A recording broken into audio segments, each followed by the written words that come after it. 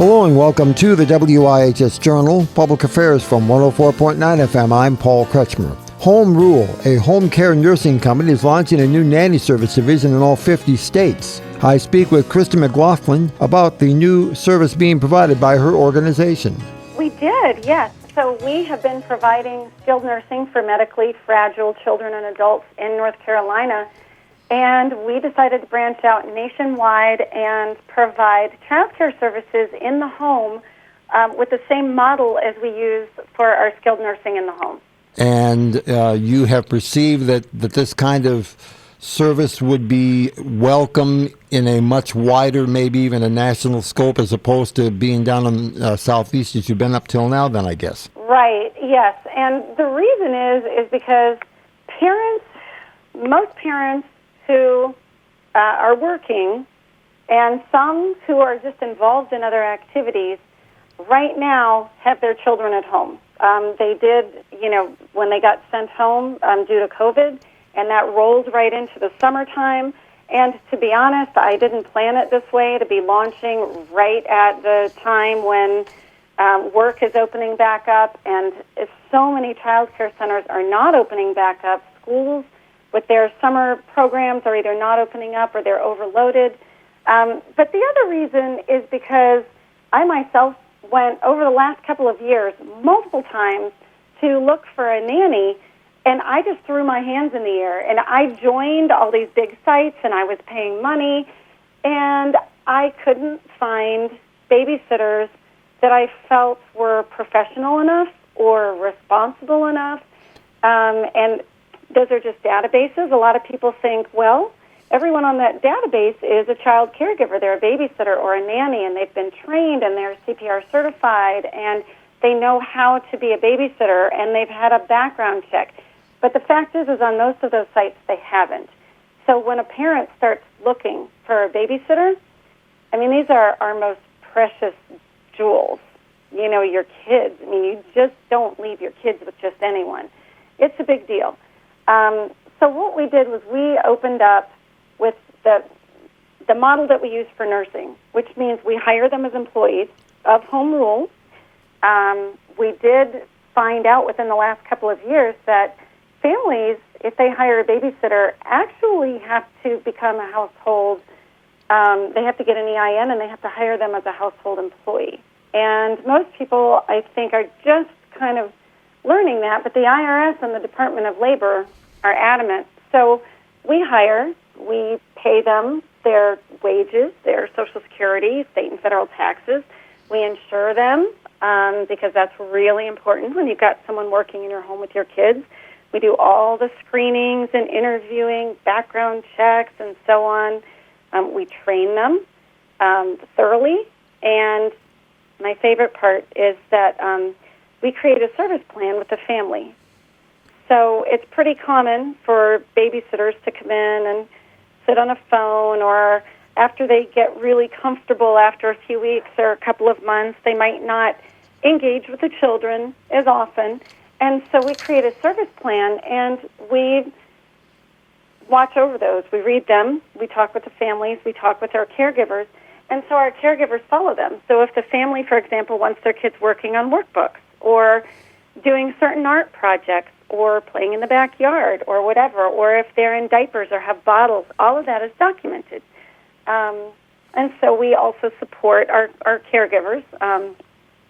We do believe that everyone is very valuable, and we also believe that this is a tough time in our world. People are unsure, and they really need the extra support and the feeling that they're a part of something valuable. And caring for children is one of the most valuable activities or jobs or things that a person could do.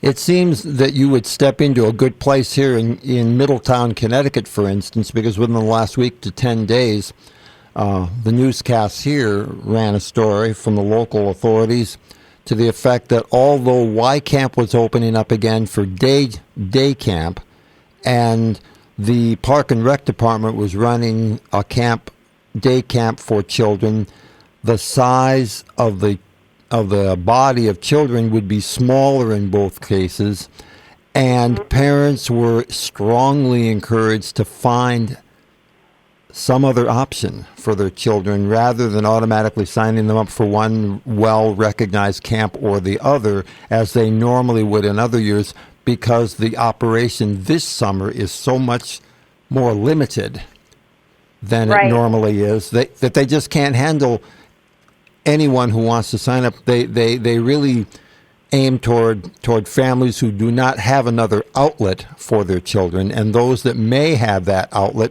they're being encouraged to take advantage of it rather than coming to the town or coming to the YMCA.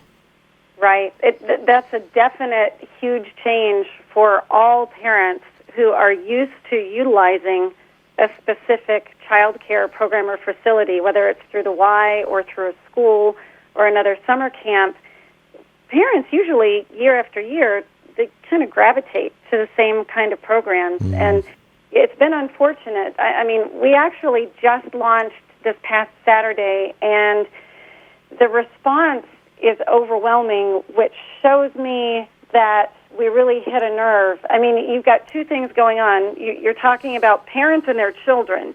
I mean, I don't know about other moms who are listening. I probably do know, but we become mama bears. I mean, we're serious. Yeah. When it comes to our kids, they need the best care. And if you know that you can trust a Y summer camp or program, and your kids have been there before and they were happy and they were safe, and now someone is saying to you, well, you've got to find something else to do with your children. And a lot of times parents are working and they count on these programs. So where else do you go? Or do you go through the same thing that I went through for the last 2 years, looking and looking and looking and looking for a nanny, wondering, like, am I hiring a sex offender? I don't know, because, I have to do all that background checking and researching myself. Parents typically, that's going way above and beyond what you would normally do to secure your child care. I have a more than casual suspicion that when many parents of an age that are in the parenting years look at the concept of a nanny, or in the case of live-in companions from Europe, for instance, called au pairs, I guess is the phrase they're commonly used for that. The concept is almost totally foreign to them. It may have been something they saw in a comedy movie or something like that, but not something that they would expect a babysitter to be using that phrase, to be readily available and to be as qualified as you pointed out in a quite lengthy summation at the beginning of our conversation. It's true, and I've got to say, I have 7 kids myself, and so my older kids frequently, prior to them moving out and getting married, they would take care of my younger kids. And so sometimes we had babysitters. We called somebody from church or our neighbor family, and, you had what every typical family knows as a babysitter. I even have not been in the group of people that says, oh, yes, I have a nanny. That's not me. I'm just your typical mom who saw a need first with my daughter. One of my kids has a trach, and we opened our nursing agency because it was really challenging to work with other agencies, and other families were struggling with those relationships like we were, and we thought we just need an honest agency, just honest, Mm-hmm. So we opened as an honest agency. We tell you the truth, and we do the best that we can, because I know what it's like to go a night without a nurse, with a child with a trach, and I don't want you to have to do that. So that's why we opened that side. We'll hear more about the home rule nanny service from Christy McGlobthlin on tomorrow's WIHS Journal. Call us at 860-346-1049 for further details in the meantime. 860-346-1049. The opinions expressed are those of the participants, not necessarily those of the staff or management of this station.